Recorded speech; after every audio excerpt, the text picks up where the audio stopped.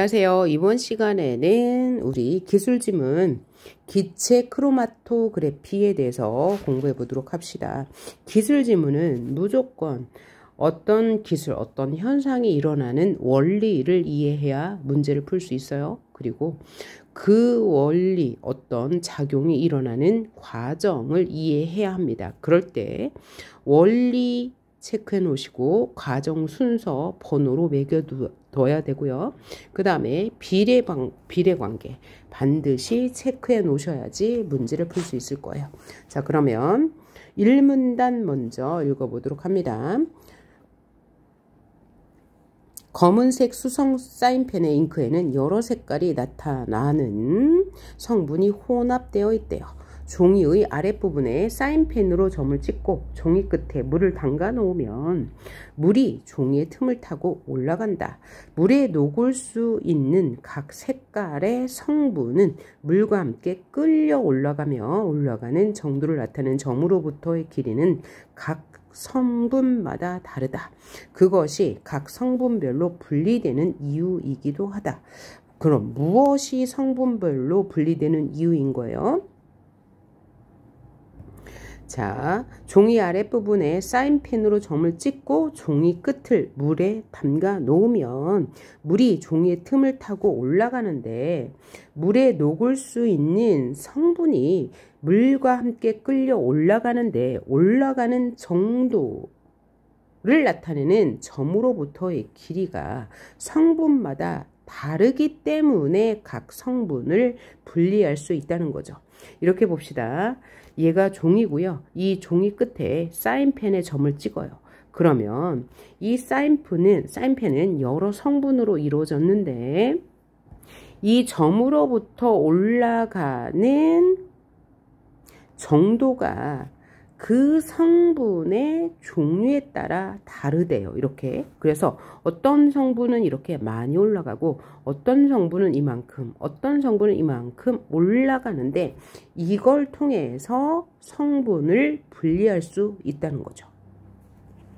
이처럼 물과 같은 운반체를 사용해서 여기서 운반체가 물이 되었죠. 여기에 수성 사인펜에 점을 찍고 물에 담가 놓으면 이 사인펜의 성분에 따라서 올라가는 정도가 다르다고 했으니까요.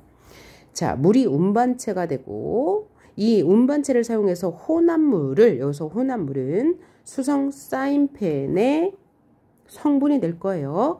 각각의 성분으로 분리하는 방법을 크로마토그래피라고 한다. 크로마토그래피는 혼합물을 분리하는 방식. 이 사인펜의 예에 적용해 보면 사인펜은 여러 성분으로 되어 있는데 물이라는 운반체를 통해서 그 성분이 올라가는 정도에 따라서 분리할 수 있다는 거죠. 이것이 바로 크로마토그래피라고 하네요. 크로마토그래피는 혼합물을 분리하는 분석 방법인데 20세기 초에 클로필과 크산토필 같은 식물성 염료를 분리하기 위해서 발명되었대요. 아, 크로마토그래피가 발명된 이유가 바로 뭐예요? 식물성 염료를 분리하기 위해서. 이것을 어떤 사례를 통해서 설명을 해 주었어요? 수성 사인펜을 어떤 종이에다 점을 찍고 물에 담가 놓으면 이 수성 사인펜에 있는 성분이 각각 다른데 이동 정도를 보고 그 성분을 알아낼 수 있다는 거네요.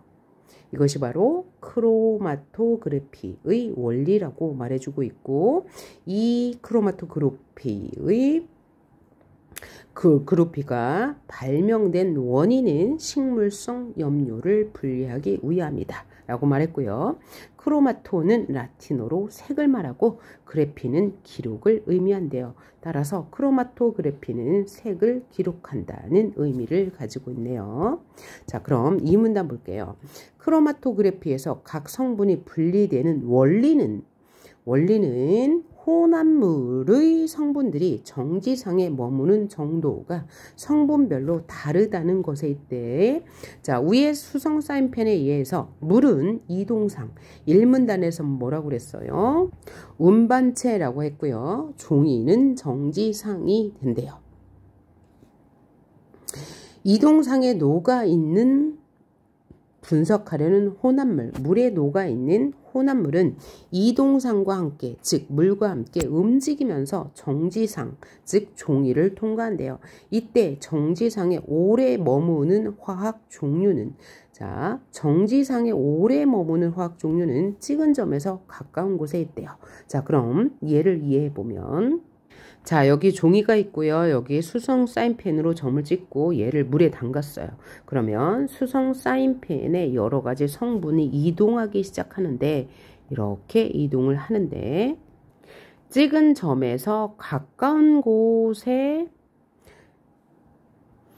위치하는 것은 정지상에 오래 머무는 것이다. 여기서 정지상은 종이라고 했으니까요. 얘는 오래 머무는 것이고, 상대적으로 많이 움직인 것은 정지상에 오래 머무르지 않는 화학종이 된다는 거네요. 자, 잘 머물지 않는 화학종은 정지상을 빨리 통과하므로 찍은 점에서 먼 곳에 위치하게 된다. 이렇게 많이 움직인 것은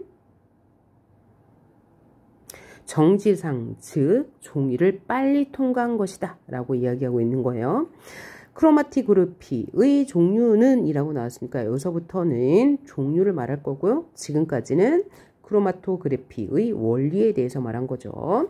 종류는 기본적으로 이동상의 물리적 상태에 따라 달라진다. 아까 이동상이 뭐라고 그랬죠? 물이라고 했어요. 상태에 따라 다른 이름이 정해지는데, 이동상이 액체인 것은 액체 크로마토그래피. 그러니까 자, 여기 수성 사인펜에 점을 찍고 종이를 물에 담가서 이 화학 성분의 움직이는 정도를 본 것은, 그러니까 액체, 물을 이용한 것이니까 액체 크로마토그래피가 되겠고요. 이동상이 기체인 것은 기체 크로마토그래피라 한대요. 이것을 GC라고 하네요.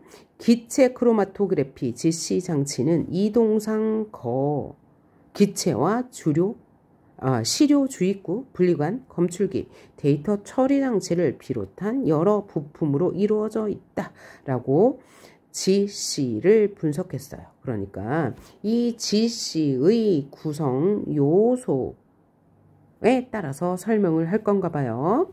기체 상태의 시료가 헬륨이나 질소와 같은 이동상인 운반 기체에 섞여서, 자, 이동상이 기체예요. 아까 이동상은 뭐였죠? 물이었어요. 액체 크로마토그래피에서는요, 운반 기체에 섞여서 분리관을 통과하는 게 첫 번째 단계가 되겠죠. 위에서 말한 장치, 이동상 기체와 시료 주입구 분리관이라고 했어요. 그래서 시료 주입구에서 분리관까지 가는 것을 이렇게 설명했고요. 이동상으로 사용되는 운반기체는 아까 뭘 사용한대요? 헬륨이나 질소, 분석하려는 시료와 상호작용을 하지 않아야 하며 분석물을 이동시키는 역할만 한대요. 자, 운반기체, 이런 헬륨과 질소는 분석물을 이동하는 역할만 한대요. 만약에 시료와 섞이게 되면 분석물을 정확하게 분석할 수 없게 되기 때문이겠죠. 그 다음 3문단을 볼 건데, 우리 지금 2문단에서는 두 가지를 얘기했어요.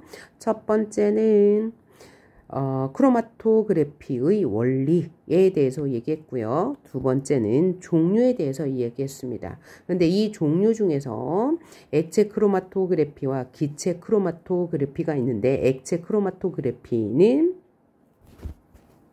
자, 물리적 상태가 액체인 것을 말한대요. 그래서 1문단에서 액체 크로마토그래피를 수성 사인펜에 수성 사인펜을 종이에 점을 찍은 후에 물에 담가놨다가 수성 사인펜의 정도, 이동 정도에 따라서 수성 사인펜의 성질을 분리할 수 있다고 그랬죠. 성질 혹은 성분이 되겠네요. 그렇죠? 그런 것을 분리하는 방법. 이 액체 크로마토그래피였고, 기체 크로마토그래피는 이동상을 헬륨이나 질소와 같은 기체를 사용하고 시료 주입구를 통과하여 분리관을 통과한다까지 설명을 했습니다. 그럴 때 사용되는 운반기체, 즉 이동상은 시료와 상호작용을 하지 않아야 한다고도 했습니다. 여기서 시료는 시험 물질 정도 되겠네요. 그럼 3문단 봅시다. 정지상은 아까 1문단에서 정지상을 뭐라고 했죠? 종이라고 했습니다. 정지상은 분리관 내부에 놓여 있다. 자, 그러면 액체 크로마토그래피에서는 정지상이 종이었는데 기체 크로마토그래피에서는 정지상이 분리관 내부에 있대요. 정지상으로는 휘발성이 낮고 열적으로 안정하고 화학적으로 비활성 고체가 주로 사용된대. 비활성 고체가 정지상으로 사용된대요. 액체 크로마토그래피에서는 종이가 사용되는데 흔히 폴리실록세인의 유기 작용기를 결합한 고체 화합물들이 주로 사용된대요.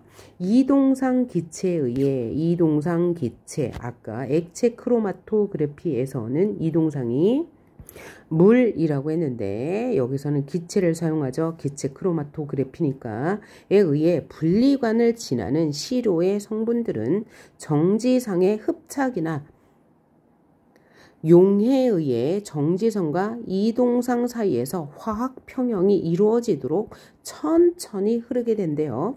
이때 시료의 각 성분들은 시험 물체의 각 성분들은 이동상과 정지상에서 평형 농도의 값이 다르다. 그러니까 성분들의 성질이 다르기 때문에 평형 농도의 값도 달라지는 거겠죠. 이렇게 각 성분이 이동상과 정지상의 다른 농도로 용해 혹은 흡착되는 현상을 분배라고 하는데, 자, 용해는 녹는 것이고 흡착은 달라붙는 것이죠. 이렇게 시료의 각 성분이 이동상과 정지상의 다른 농도로 용해되거나 녹거나 흡착되는 현상을 뭐라고 한다고요? 분배라고 한대요. 특정 성분의 정지상에서 농도를 이동상의 농도로 나눈 값을 분배계수라고 한대요. 자, 분배계수는 이것이다 라고 이야기할 때 는 반드시 이렇게 분자식으로 써놓아야지 이것을 활용할 수가 있어요. 분배계수는 어떻게 계산한다고요? 정지상의 농도를 이동상의 농도로 나눈 값이다. 그렇죠? 그러면 분배계수는 정지상의 농도가 높을 때 분배계수도 높아지는 거죠. 얘가 분자가 되니까. 반대로 정지상의 농도가 낮으면 분배계수가 작아지는 것이 될 거예요. 그리고 분배계수가 클수록 분석하는 시료 성분의 이동 속도가 준대요. 분배계수가 클수록 시료 성분의 이동 속도가 준다는 얘기는 정지상의 농도가 클수록 시료 성분의 이동 속도가 줄어드니까 당연히 머무름 시간, 정지상은 증가하겠죠. 이해됐을까요? 분배계수가 클수록 시료 성분의 속도가 줄어드니까 정지상의 시간이 증가하겠죠. 이렇게 이해하시면 되겠네요.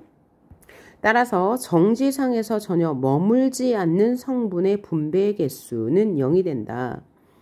이해했나요? 분배 개수가 클수록 정지상의 농도도 증가하고 시간도 증가하기 때문에 이동상의 농도는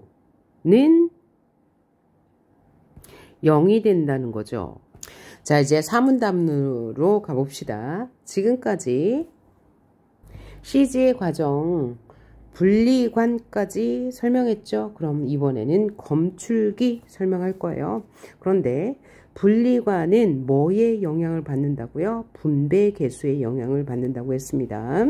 그럼 네 번째 문단에서는 어디로 가요? 검출기에 대해서 설명을 할 거예요. 지식, 기체 크로마토그래피의 분리관을 통과해서 나온 기체는 검출기로 들어가요. 검출기로 들어가는데 대표적 검출기가 FID가 있대요. FID는 불꽃 이온화 검출기로 불꽃을 이용하나 봐요. 기체의 전기 전도도가 기체에 있는 전하를 띤 입자의 농도에 직접 비례한다는 원리를 이용한다. 말 그대로 이렇게 이해하면 될 것 같아요.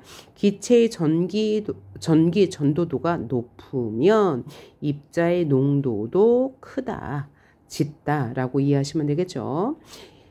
검출기 내에서 유기물 시료는 수소와 공기 불꽃에서 전하를 띤 이온을 생성하므로 연소될 때 아까 불꽃 이온화 검출기를 이용한다고 했으므로 연소 타겠네요. 성분의 농도에 비례하여 전하를 띤 CHO 플러스 이온이 발생한다. 그러니까 얘도 비례감각이 어떻게 돼요? 성분의 농도, 연소될 때 성분의 농도가 크면 CHO 플러스 이온의 발생도 크다라고 이해하시면 되겠네요. 이때 이온 잔류량을 측정한다. 그러니까 검출기에서는 이온 잔류량을 측정하는 게 목적이네요. 자, FID는 지금 계속 FID 방법에 대해서 말하고 있어요. 탄화수소계 물질의 검출에 주로 쓰인다. 탄화수소계 물질이란 탄소와 수소 두 가지 원소를 모두 포함하고 있는 물질을 말하는데 CH가 들어가면 탄화수소가 된다는 거죠.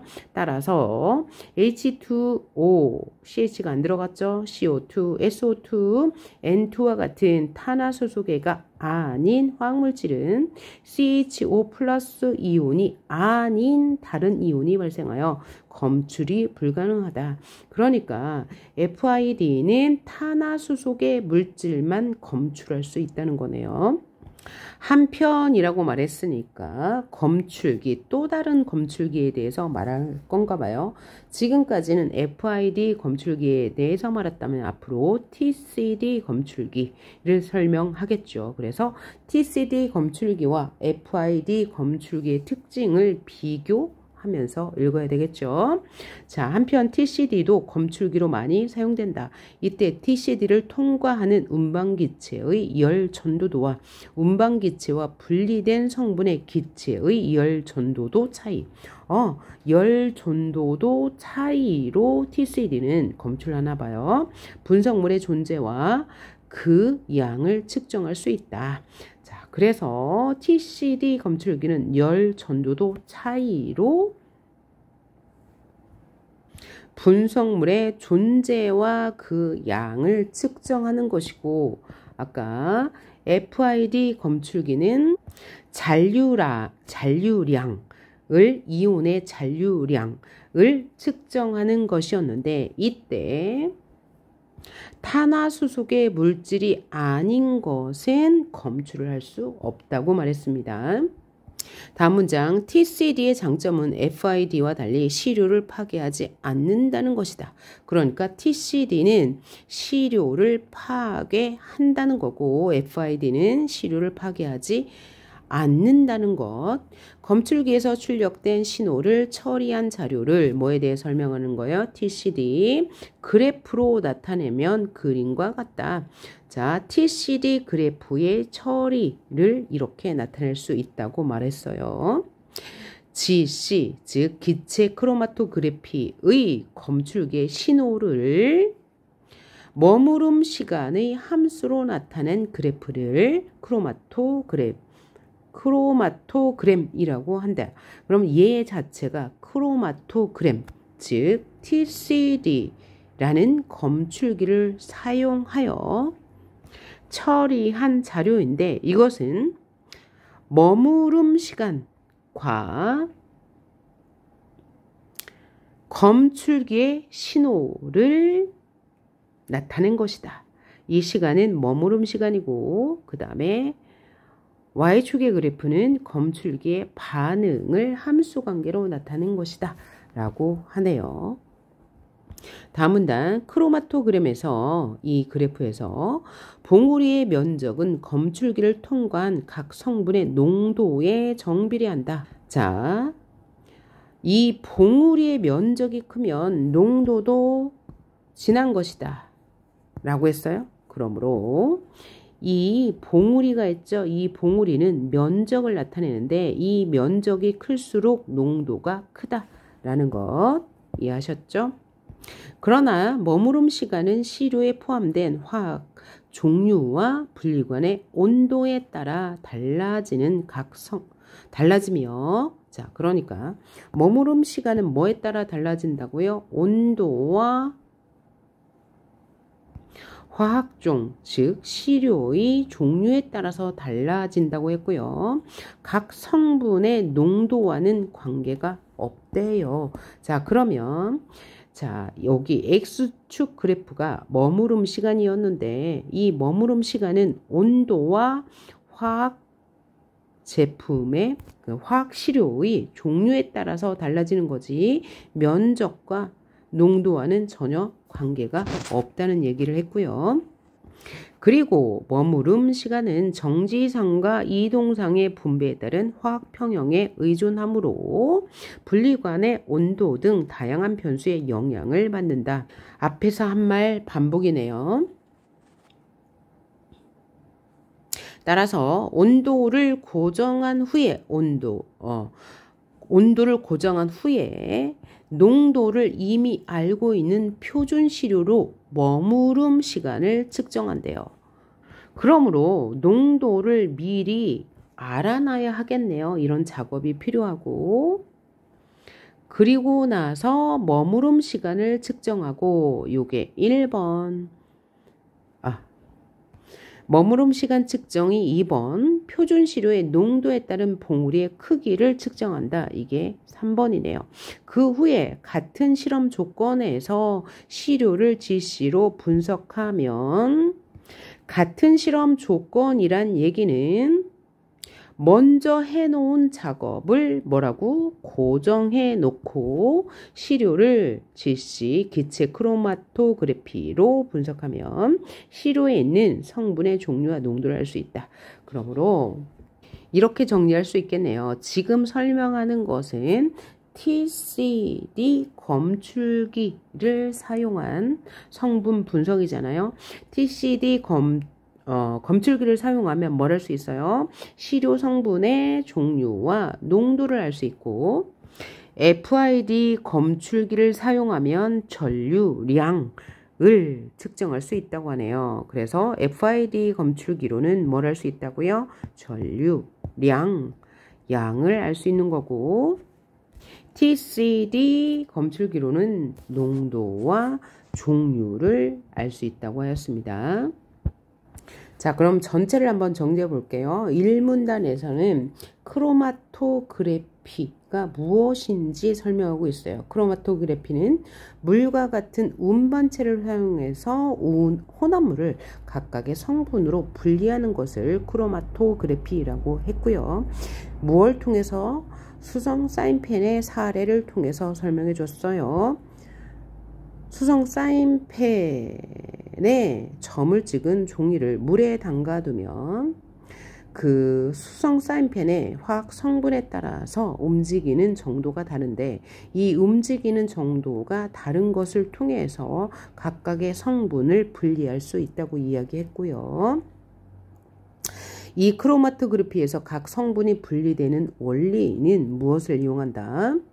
이동상과 정지상의 이동 위치로 파악할 수 있다고 했고요. 기체 크로마토그래피는 이동상 기체와 시료 주입구가 분리관을 통과한 후에 검출기를 거쳐 데이터 처리 장치를 비롯한 부품으로 이루어져 있는데, 맨 먼저 이동상 기체와 시료 주입구를 통과한 운반 기체는 정지상에서 분리가 되는데, 그때 분배 계수를 이용한다고 했고요. 이렇게 분리된 화학종은 검출기로 양을 측정한다고 했습니다. 이때 사용되는 검출기는 FID와 TCD가 있는데, FID에서는 양을 측정하고 TCD에서는 종류와 온도를 측정할 수 있다고 했네요. 자, 그럼 이걸 바탕으로 문제를 풀어보도록 합시다. 문제 1번, A에 대한 설명으로 가장 적절한 것은 A는 1문단을 말합니다. 선지 1번, 대상의 문제점을 제시하여. 대상의 문제점이 나왔나요? 나오지 않았죠. 여기서 대상 크로마토그래피 문제점이 안 나왔고요. 독자에게 경각심 없고요. 비유적인 표현이 없습니다. 대상의 개념을 설명했죠. 크로마토그래피란 무엇이다 라고 이야기했고요. 발명하게 된 배경, 원인 뭐라고 했죠? 어떤 식물성 염료를 분리하기 위해서라고 했으니까 맞는 말. 4번, 전문가의 견해가 없었고요. 5번, 대상과 관련된 개별적 사실로부터 구체적 결론 없었고요. 크로마토그래피의 과정, 원리에 대해서 말하고 있었습니다. 그 다음 문제 2번을 풀어봅니다. 자, 윗글의 내용과 일치하지 않는 것은 사실 파악이네요. 1번, 기체 크로마토그래피를 통과한 혼합물은 검출기로 이동한다 라고 했는데, 여기서 혼합물은 뭐예요? 이 크로마토그래피 과정을 통해서 알고 싶은 화학 물질의 종류와 농도였죠. 이 혼합물은 시료라고도 했고요. 화합물이라고도 했습니다. 자, 그러면서 이 문단에서 크로마토그래피의 과정은 이렇게 된다라고 얘기하고 차례차례로 그 과정을 설명해 줬죠. 그랬으므로 이 문단에 그대로 나와 있어요. 어떤 과정을 거쳐요? 주입구를 통과하여 분리관을 통해 검출기로 이동하고 데이터 처리 장치를 비롯한 여러 과정을 걸쳐서 마지막에 이 혼합물의 종류와 농도를 알아낼 수 있다고 했으므로 맞는 말이 되겠고요. 2번, 분배 계수가 0인 특정 성분은 정지상에 머물지 않고 통과한다 라고 했는데, 3문단에서 말하기를 정지상에 머무르지 않는 성분은 분배 계수가 0이 된다고 그대로 나와 있네요. 3번, 분리관을 지나는 혼합물은 고체 화합물에 붙거나 녹아 화학 평형을 이룬다고 말했어요. 고체 화합물에 흡착하거나 녹아 용해되어 화학 평형을 이룬다. 말만 바꿔놓은 거예요. 자, 붙는다, 흡착한다, 녹는다, 용해된다. 요 말만 바꿔놓은 거니까 맞는 말이 되겠고요.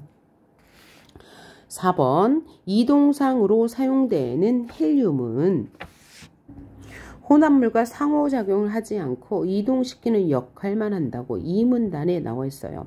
이동상으로 사용되는 기체가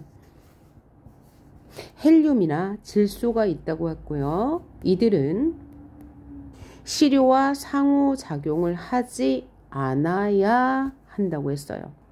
그러면서 분석물을 이동시키는 역할만 한다고 그대로 나와 있고요.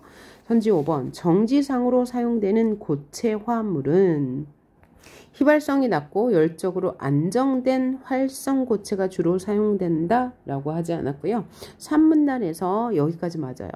자, 고체 화합물은 정지상으로 사용되는 것은 휘발성이 낮아야 한다고 했고요. 열적으로 안정되어야 한다고는 했는데 활성 고체가 아니고 비활성 고체가 주로 사용된다고 하였으므로 틀린 말이 될 거고요. 3번 문제 보도록 합니다. 가에 대한 내용으로 가장 적절한 것은 가의 내용이 뭐였어요? 탄화수소계가 아닌 물질은 CHO 플러스 이온을 발생시키지 않으므로 않아서 다른 이온을 발생하므로 검출이 불가능하다고 말했네요.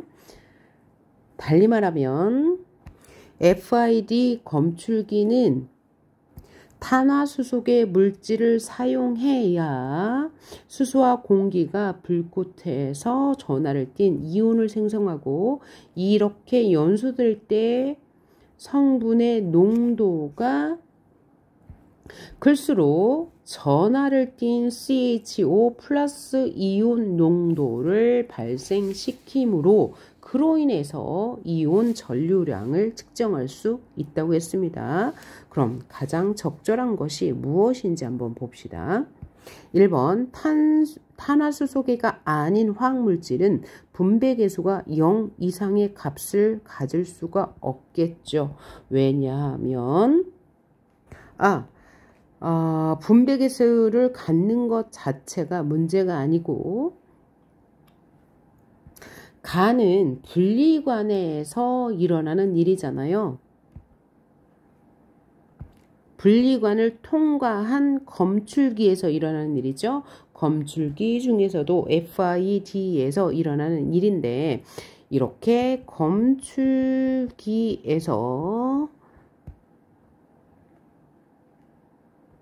화합물의 양을 검출하려면 그 전 단계가 뭐였죠?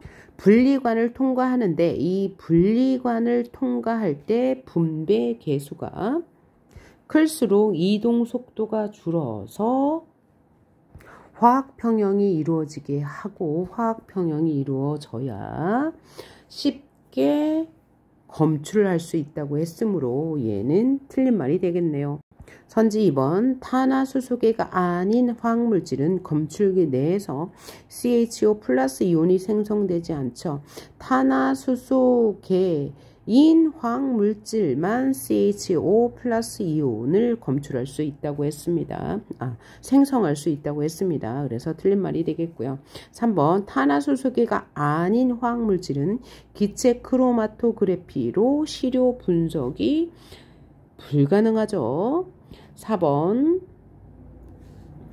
탄화수소계가 아닌 화학물질은 탄소와 수소 중 한 가지 원소는 아니고 두 가지의 원소를 다 포함하고 있어야 한다고 했죠. 5번 탄화수소계가 아닌 화학물질은 연소 과정에서 CHO 플러스 이온 전류량을 측정할 수 없다고 말했으므로 맞는 말. 문제 4번 보기에 대한 반응으로 적절하지 않은 것을 찾아라 라고 했네요. 보기 읽어봅시다. 이산화탄소와 질소의 혼합물을 통과시켜 두 물질을 분리하기 위한 장치가 있다. 이 장치의 성능을 알아보기 위해 기체 크로마토그래피를 이용했다. 다양한 농도의 이산화탄소와 질소에 대해 각각의 기체 크로마토그램의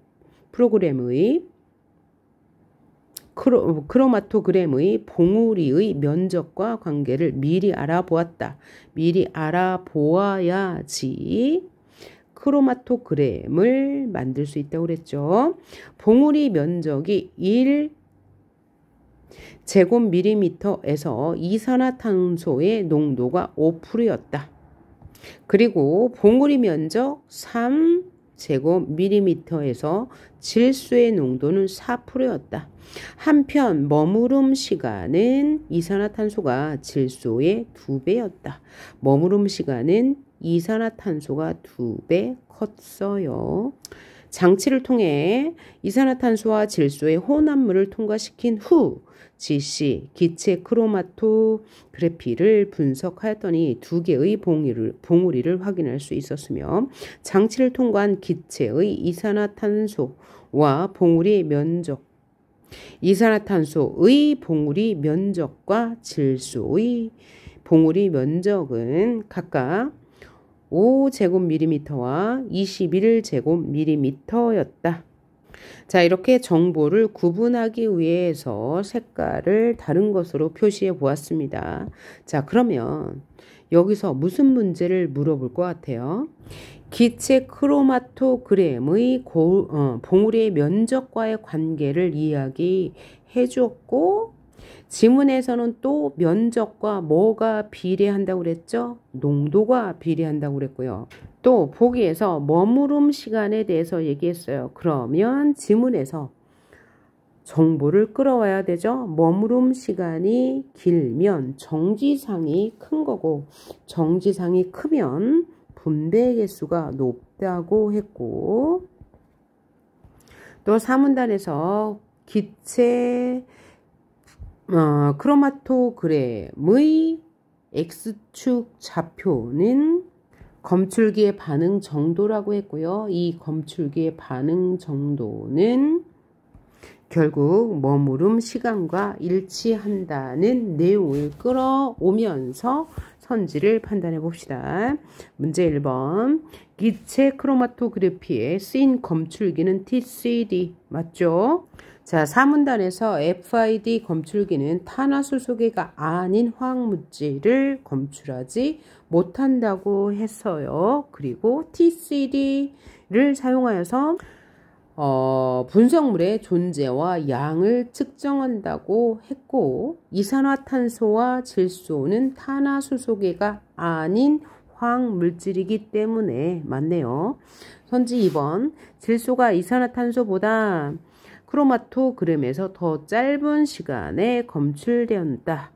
뭐라고 그랬어요? 머무름 시간이 이산화탄소가 더 길다고 했으므로 당연히 질소가 더 짧은 시간 검출되었겠네요.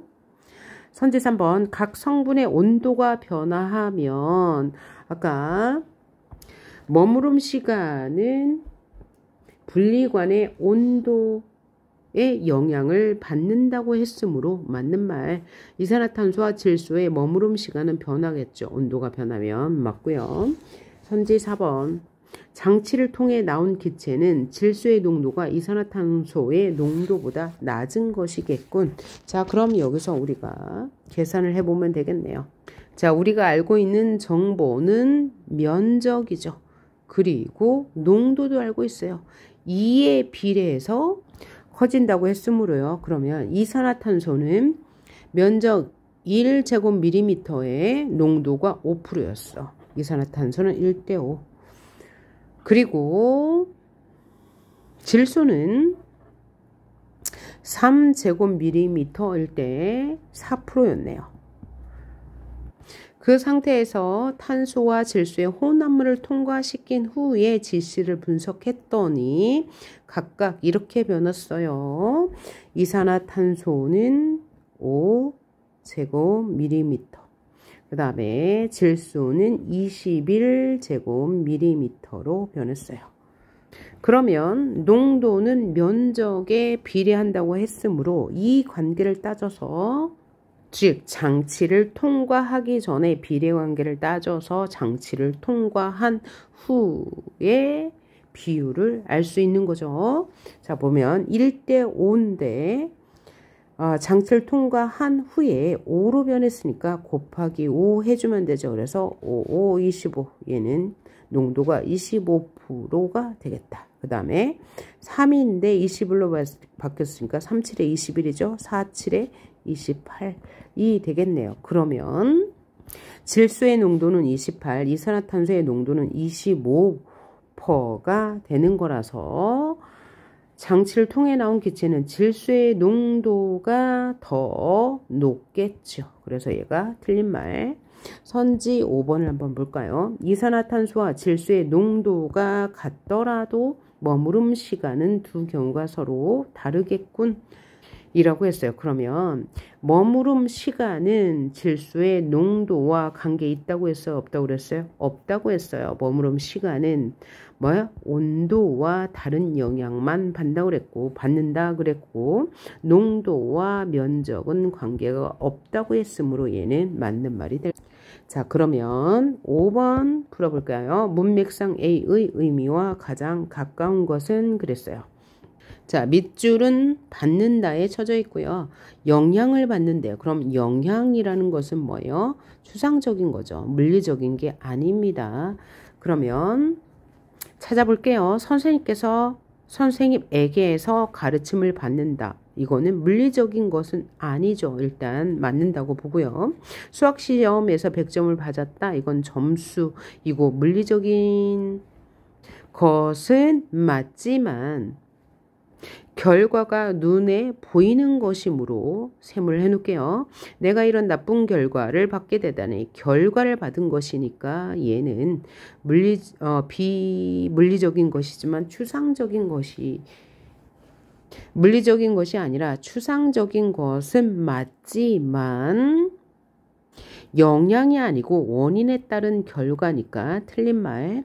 그는 자외선 신호를 받고 신호를 받다니까 얘는 일단 물리적인 거네요. 그리고 눈으로 보이는 거죠. 그래서 얘는 아니고요. 생산지에서 물건을 받아다가 물건을 뛰어온다라는 뜻이네요. 그래서 얘도 아닌 거고요. 자, 그러면 1번, 2번 중에서 다시 한번 생각해 봐요. 영향을 받는다라는 것은 어떤 작용을 받는다는 얘기죠. 따라서 100점을 받는다는 것은 원인에 대한 결과니까 아니고 선생님에게서 어떤 작용을 받는다 혹은 심리적인 영향을 받는다라고 해석할 수 있으므로 1번이 맞는 말이 되겠습니다. 자, 여러분 수고하셨습니다. 다음 강의는 문턱각과 재화의 도달거리에서 뵙겠습니다. 수고하셨습니다.